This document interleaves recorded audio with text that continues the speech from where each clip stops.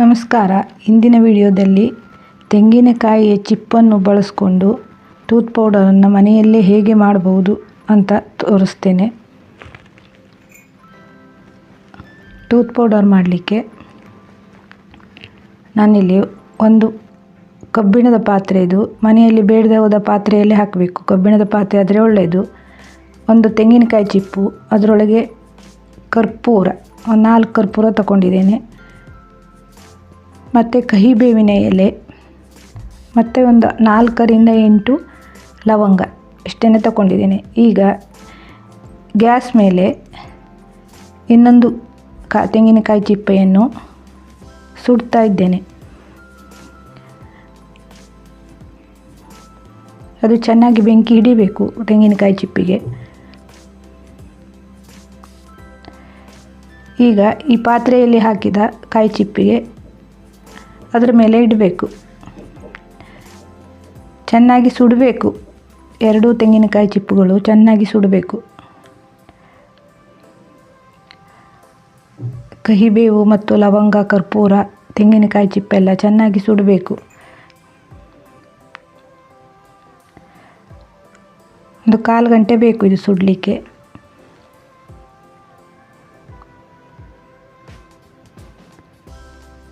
ನಾವಿಲ್ಲಿ ಕಹಿಬೇವು, ಲವಂಗ ಎಲ್ಲ ಹಾಕೋದ್ರಿಂದ ಹಲ್ಲಿಗೂ ಒಳ್ಳೆಯದು ಮತ್ತು ಒಸಡಿಗೂ ಒಳ್ಳೆಯದು. ಕಡಿಮೆ ಖರ್ಚಿನಲ್ಲಿ ಮನೆಯಲ್ಲೇ ಮಾಡ್ಕೊಳ್ಬೋದು.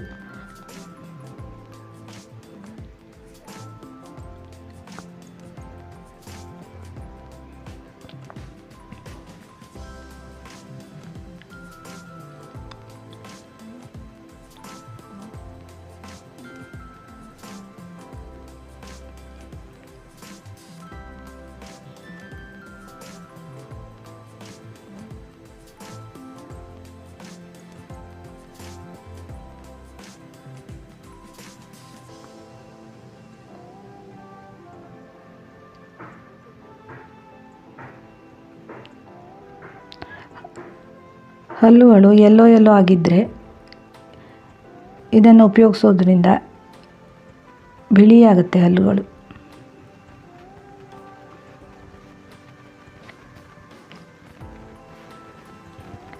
ಚೆನ್ನಾಗಿ ಸುಡಬೇಕು.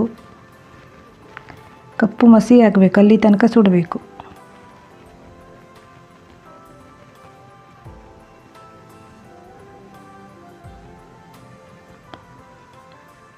ಮನೆಯಲ್ಲಿ ಕಬ್ಬಿಣದ ವೇಸ್ಟ್ ಪಾತ್ರೆಗಳು, ನೀವು ಉಪಯೋಗಿಸದೇ ಇರೋ ಪಾತ್ರೆಗಳಿದ್ದರೆ ಅದರಲ್ಲಿ ಹಾಕ್ಕೊಳ್ಳಿ. ಅಲ್ಯೂಮಿನಿಯಂ ಎಲ್ಲ ಹಾಕಿದರೆ ಸುಟ್ಟೋಗುತ್ತೆ.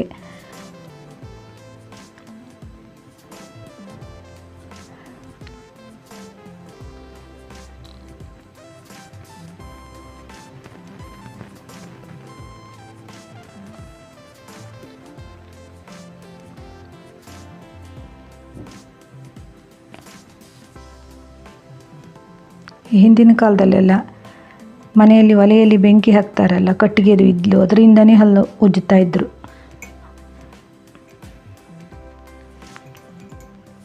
ಅವ್ರ ಹಲ್ಲುಗಳನ್ನ, ಹಳೆಯವ್ರ ಹಲ್ಲುಗಳನ್ನೆಲ್ಲ ನೋಡಿ ಎಷ್ಟು ಗಟ್ಟಿಯಾಗಿರುತ್ತೆ.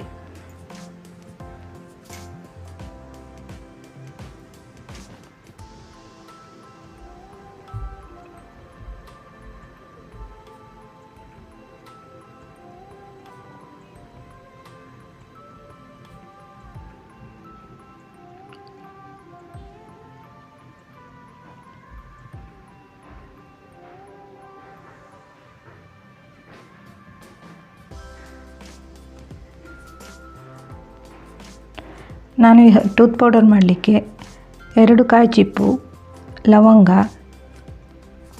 ಕಹಿಬೇವು, ಕರ್ಪೂರ ಇಷ್ಟನ್ನು ತಗೊಂಡಿದ್ದೇನೆ.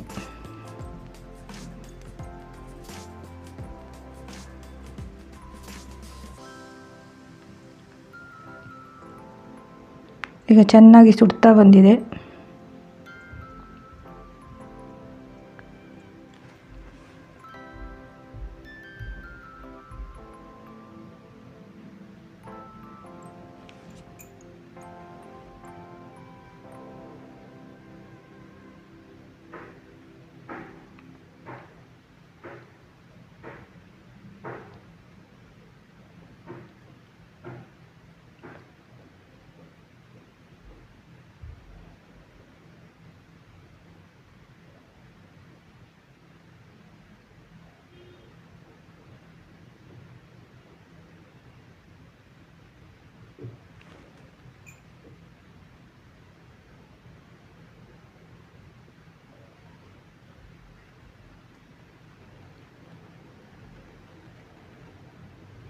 ಈಗ ಆಲ್ಮೋಸ್ಟ್ ಸುಟ್ಟಾಗಿದೆ.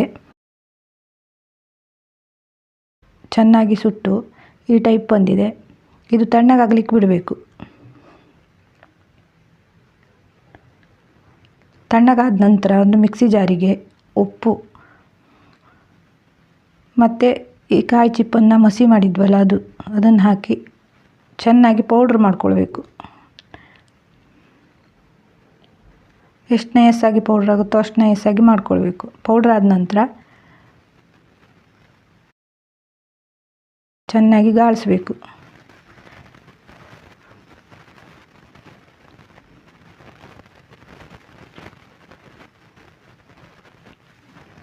ನಾವು ಹಿಟ್ಟುಗಳನ್ನೆಲ್ಲ ಸಾಣಿಸ್ತೇವಲ್ಲ ಅದರಲ್ಲಿ ಚೆನ್ನಾಗಿ ಜರಡಿ ಹಿಡಿಬೇಕು. ನೋಡಿ ಇಷ್ಟು ಪೌಡರ್ ಸಿಕ್ಕಿದೆ, ಎಷ್ಟು ನಯಸ್ಸಾಗಿದೆ. ಇದನ್ನು ಡೈಲಿ ಬೆಳಿಗ್ಗೆ ಮತ್ತು ಸಂಜೆ ಹಲ್ಲುಜ್ಜಿದ್ರೆ ಇದರಿಂದ ಹಲ್ಲಿನ ಆರೋಗ್ಯಕ್ಕೆ ತುಂಬ ಒಳ್ಳೆಯದು.